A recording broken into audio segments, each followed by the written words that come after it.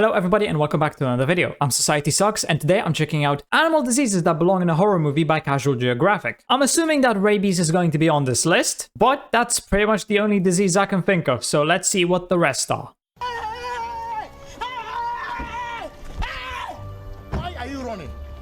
Why are you running? Why is he just going in circles? Ah, spooky season. You knew this was coming. We're always talking about all the ways nature and the things in it can put you on a shirt, but we never talked about how diseases can have animals permanently parallel to the ground. So that's what this video is, animal diseases that are rated R, for the regret I feel when I see what researching them has done in my searching. The hell is that? And of course, viewer discretion is very much advised, especially for disease number 1. What's a Halloween video without a jump scare? This photo was taken just outside the Caribbean Bay Hotel in Zimbabwe of what appears to be a hairless baboon. The deep-pelted primate appeared to be an outcast, only following her troop from a distance, almost as if she had been rejected for her appearance. And according to a nearby vet, the most likely cause for this abandoned baboon's condition, mange. Mange is a nasty-looking disease caused by parasitic mites burrowing into the skin, where their collective feces can cause severe allergic reactions and an unbearable amount of itching. That's why the main calling card of mange is turning animals into the most down bad version of themselves. And while the word mangy is usually an insult reserved for dogs, these mites can be a certainty. Is that why bears always scratch themselves so much? Porcupines, like on trees? Birds like eagles, and many, many more. In fact, the legend of the chupacabra was more than likely jump-started by a severely mited up coyote. And in 1996, there was an outbreak of sarcoptic mange that griefed a family of mountain gorillas in Uganda, even expiring one of their babies. The mites themselves aren't a death sentence, but they slowly weaken the target, making them much more vulnerable to infections. And they can easily spread, especially if you're a wombat whose burrow mates with a walking mite mosh pit. The mites are so persistent that in Pennsylvania, a black bear with more than 50% hair loss is considered a lost cause. And Wait, that's supposed to be a bear? That's a black bear? Doesn't even look like a bear anymore. Just looks like some sort of weird malnourished dog or something. We're starting off strong with this video. And not only is it retired from life, it's also incinerated so the past tense bear can't possibly infect any others. And yes, mange is zoonotic, meaning it can be passed on from animals to humans, and when that happens, it's called scabies. To be fair, it's normally easy to treat in people, but those with weak immune systems or those taking immunosuppressants can find themselves gatekept from a life of comfort. There's also Demodex mites, which shack up in hair follicles, and even a couple species that make their home in the human eye. Oh no. So yeah, mange just might be the most aesthetically upsetting ailment here. The polar opposite of the next disease, because where mange is visually visceral, zoochosis is almost purely psychological. Zoochosis? You've probably heard of the condition where animals in captivity do the same thing over and over. There's a game called Zoochosis. Almost like they're in a trance, and one of the most popular examples of this are those videos of elephants swaying back and forth. Except zoochosis is much more than that. Of course, you have your swaying and almost neurotic pacing around their enclosure, but the zoochosis signature also includes excessive grooming, personal punishment like self-biting and self-mutilation, turning puke into an infinite food glitch, and coprophagia, even in animals that wouldn't normally do. What? Turning puke into an infinite food glitch, and coprophagia, even in animals that wouldn't normally do it. I don't know what that is. Oh, consumption of feces. Okay. But the disturbing part is, like mange, it's believed that zoochosis can also be contagious.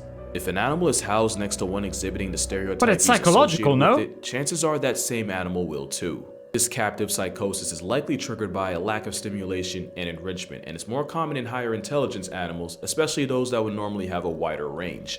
Elephants checking both boxes is likely why 40% of captive turned pachyderms show symptoms of zoochosis. Orcas are one of the smartest non-human creatures alive and can travel well over 40 miles a day for food. And almost a year ago today, in 2022, a captive orca named Hugo tragically resigned from reality after violently slamming into his tank wall until he suffered a life-ending aneurysm. And in 2005, a mother hamadryas baboon groomed her baby so excessively that he looked like he came out the womb beefing with wizards. To be fair, we can't really prove that this was zoochosis working overtime, but bro got the Mr. Clean cut. Yeah, it could be something else. It's a flea, but the most popular and probably most depressing case cut of a little bit too much off the top. Gus. Gus was a polar bear that lived in Central Park Zoo for 25 years. At one point, visitors and keepers noticed that Gus would spend all day swimming in figure eights, sometimes for up to 12 hours straight.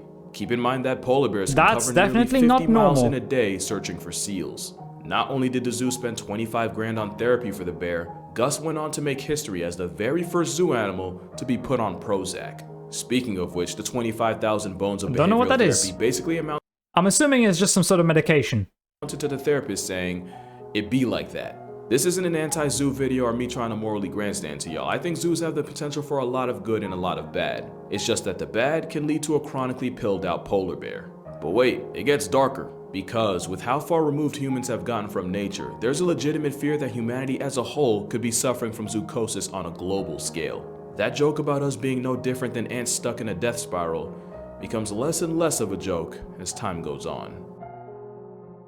I mean, yeah. Do you remember the Will Smith movie I Am Legend? You know, before his wife publicly neutered him and then smoked both his family jewels in 2-packs? Well, the post-apocalyptic movie started with a doctor attempting to re-engineer the measles virus in an attempt to find a cure for cancer, instead infecting 99% of the human race. A pretty good example of what can happen when humans try to play God with the natural order. Another example is what happened in Florida, specifically Silver Springs State Park. It's Florida's very first tourist attraction, famous for having a couple Tarzan movies shot there. And in the 1930s, tourboat operator Colonel Toohey was looking for a way to spice up his Jungle Cruise ride. So he brought in 6 rhesus macaques and had them placed on a small island in the park. And it was at this moment that doesn't sound very wise. Is he even legally allowed to do that? Shouldn't there be some sort of regulation against just bringing in random animals? Especially wild ones. I mean, I'm assuming they were trained or something, but still, that just seems stupid.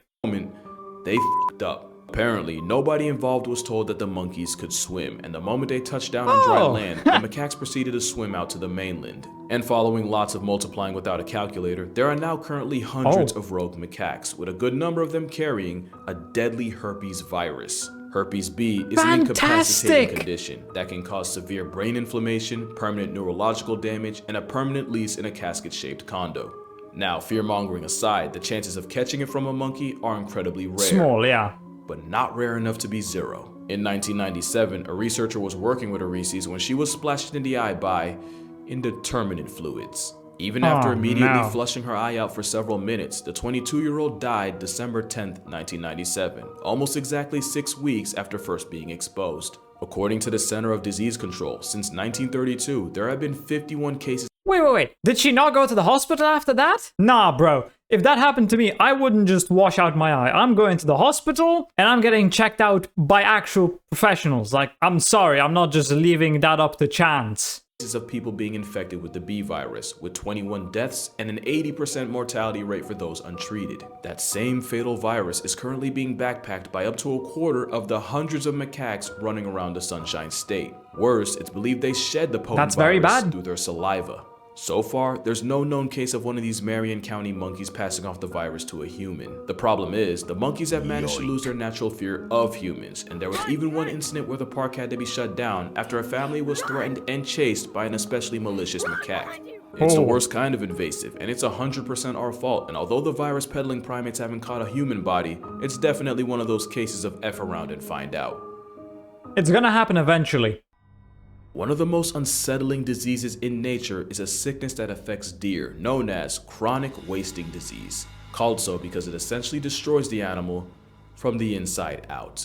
In fact, this type of disease is a transmissible spongiform encephalopathy, a name that literally comes from the fact that it causes several sponge-like holes in the brain. It's like the forbidden final boss of trypophobia, and it's caused by a single misfolded protein known as a prion. This prion triggers a chain reaction where the only outcome is a canceled life subscription, and the only thing the victim can do is wait for the sweet release of death. Just wait until they slowly die. Here's what the deer with CWD looks like. It starts with a misfolded protein affecting and altering perfectly normal proteins. It's almost like a cellular level cheese touch, and the moment it starts, it's already over. Step 2 includes the prions exploding in numbers exponentially and accumulating in the body. The whole time the deer, elk, or moose looks and acts perfectly normal. The deer can walk around with this disease for 2 whole years before the chronic becomes critical. Wow. Eventually it escalates to the 2 whole years walking around and just slowly dying without even being aware of it. That is like something out of a horror movie.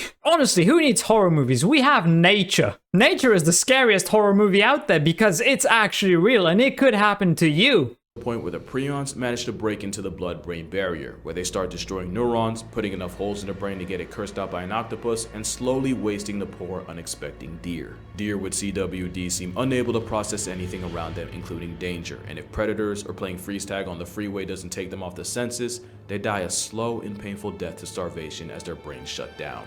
The worst part is, the nightmare doesn't end. It would probably be better to just be killed by a predator. Can exist in an area years after the victim and can even be absorbed by plants in contaminated soil. That's assuming they don't just leach into groundwater. In fact, the only surefire way to eliminate a prion is literally that: fire. Except, it's not as simple as cremating a casualty. That'd be too easy. It's said that it takes heat at a minimum of 900 degrees Fahrenheit or 482 degrees Celsius to properly pack up a prion, and some sources say to hike that up to 1800 to be safe. But the part that makes prions one of the most horrific things not native to a horror movie is where they come from. It's believed there are 3 main factors that cause prion diseases. Genetics play a relatively small part, with only 10 to 15% of cases in people being attributed to them. The second and by far most common cause is the disease being sporadic. Basically, that just means that not even science can fully explain where they come from. So it's random and we don't know.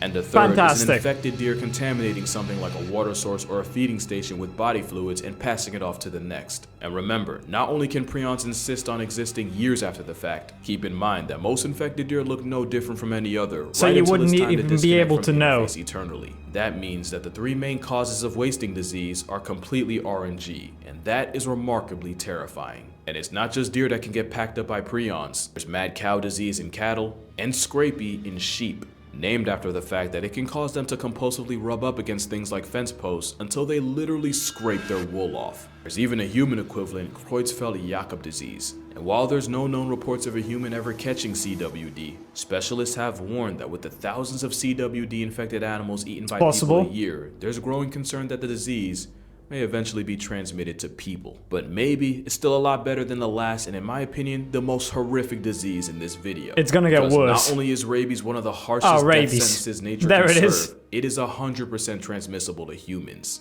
Rabies is said to bury nearly... That's exactly why. If you get bitten by an animal, no matter what animal it is or how it looks, you should go to the hospital to get checked out just in case. 60,000 people a year, and since the most common way to get it is through dog bites, it's the worst in places with a high stray population, which is why India, a country that criminalized murking stray dogs, has about 20,000 names crossed off the census a year by rabies. And it's children that are especially at risk, with about 40% of deaths coming from those 15 years old or younger. Here's what it's like to be turned into a statistic by rabies. It starts with the virus entering the peripheral nervous system, usually through a bite. Then, it travels inside you through nerves until it reaches part of the central nervous system, or the spinal cord. From there, it's a straight shot directly to the brain, and at this point, you can start drafting your will because ain't no way. It's pretty much over. While you can treat the virus before it reaches the brain, once it does, you're almost guaranteed to become a WUS. The virus then multiplies, then spreads throughout the body, slowly killing you from the brain out. But the underrated and truly sinister aspect of rabies is how it seemingly rewires your brain for its own purposes. One of the telltale signs of rabies is a crippling fear of water, where just the sight or suggestion of it can cause incredibly painful spasms in the throat and larynx. At the same time, the virus attacks the salivary glands, causing excessive drooling and the foaming at the mouth the disease is famous for. And that's because the virus is most concentrated in the mouth, and swallowing or drinking water would dilute it, so the hydrophobia helps keep the mouth and all the nastiness inside as potent as possible. And that's not the only way rabies manipulates its mark. There's believed to be 3 stages of rabies in animals. You got the prodromal stage, and that's where the animal might start showing minor changes in behavior. And then you got the phase likely everyone associates with rabies, biting, the excitative stage. It's been called furious rabies since it's characterized by heightened aggression and random outbursts of violence. Animals that would normally be wary of people, such as foxes, can attack completely out of nowhere with bites, and remember, being a water bigot just makes that bite that much more toxic. And then there's the paralytic or dumb stage, where the animal appears unaware and disconnected from the world around it. This is where you might see a normally introverted mammal show zero fear in humans, but don't be fooled, they're still liable to bite to serve the virus's purpose. The nightmare usually ends with the animal flatlining to respiratory arrest as its body finally just gives up. And your fate is almost no better if you're a human, since rabies has one of the highest KD ratios of any disease, even though it's also one of the oldest. Jesus. It flexes a nearly 100% fatality rate, but nearly means there's still a chance. In 2004, 15-year-old Gina Well, if the fatality rate is nearly 100%, that's not exactly very comforting. The fact that there's a slight chance that it's survivable is it's not good.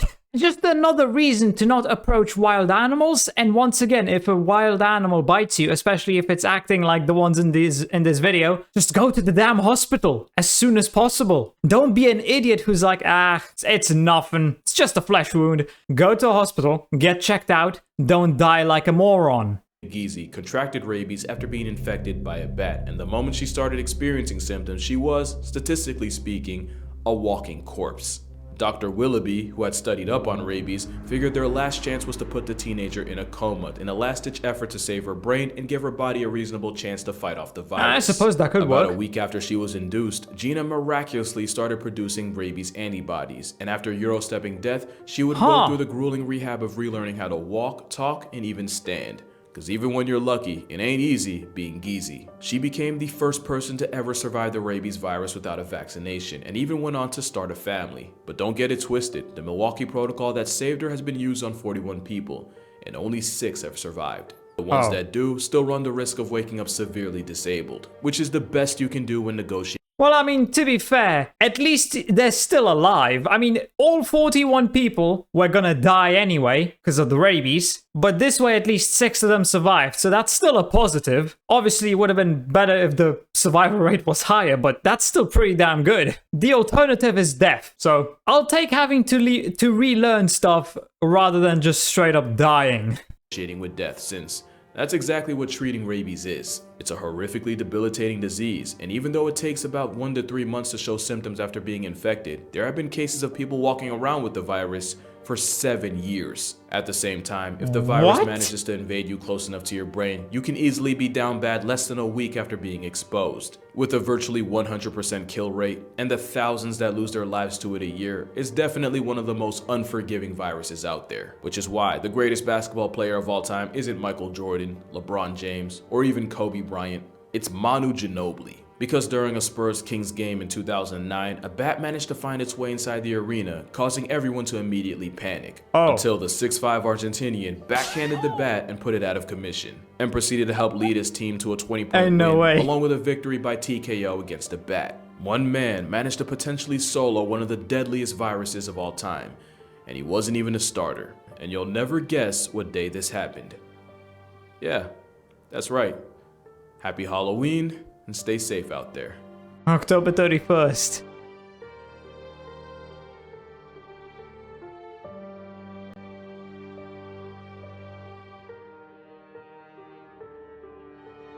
Yeah, chances are never 0. Yeah, out of all of these diseases, rabies is obviously the worst. However, they are all horrifying. What more is there to say other than thank God that the chances of us humans getting any of these diseases are rare. And yeah, animals have it tough. Yeah, if you get bitten by a stray animal, just go to the hospital. Make sure they check you out. Make sure you get actual proper medical attention so that you don't die of rabies or a different disease. And yeah, I think that's gonna do it for this video. So I hope you enjoyed. If you did, please consider subscribing and leaving a like. If you want to see more reactions, check out this video right here. And with that, I'll see you in the next video.